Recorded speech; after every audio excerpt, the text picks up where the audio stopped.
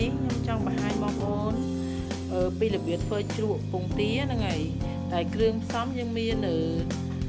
ប៊ីចេងទឹកត្រីនេះឲ្យច្រើនណាចាស្ករម្ទេសខ្ទឹមក្រហមខ្ទឹមសនិងពងទា10គ្រាប់ហ្នឹងហើយតោះយើងទៅមើលខ្ញុំធ្វើទាំងអស់គ្នាណាតោះចាជាដំបូងយើងត្រូវលាងពងទាដែលយើងមាននេះឲ្យស្អាតសិនពងទាដែលយើងត្រៀមតែធ្វើវាយកលាងពងទាសិនណា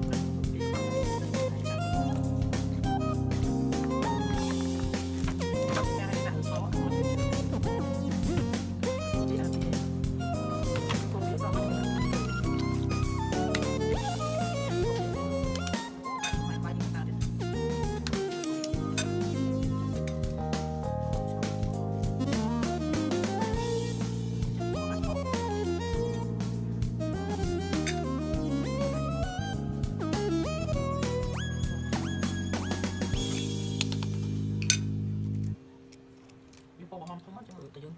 នេះដៃហើយវា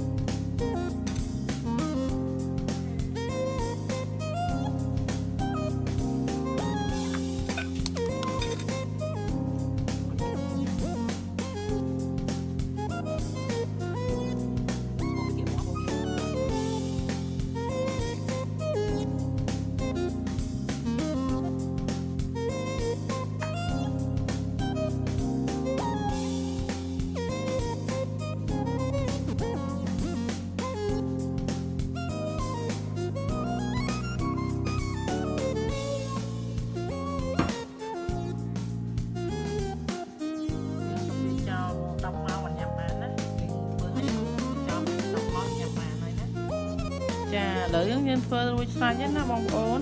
ចាឥឡូវខ្ញុំធ្វើហើយខ្ញុំប្រាប់យើងទុកចោលវា5នាទីពេលដែលបាន5នាទីហើយយើងប្រែវាបងប្អូន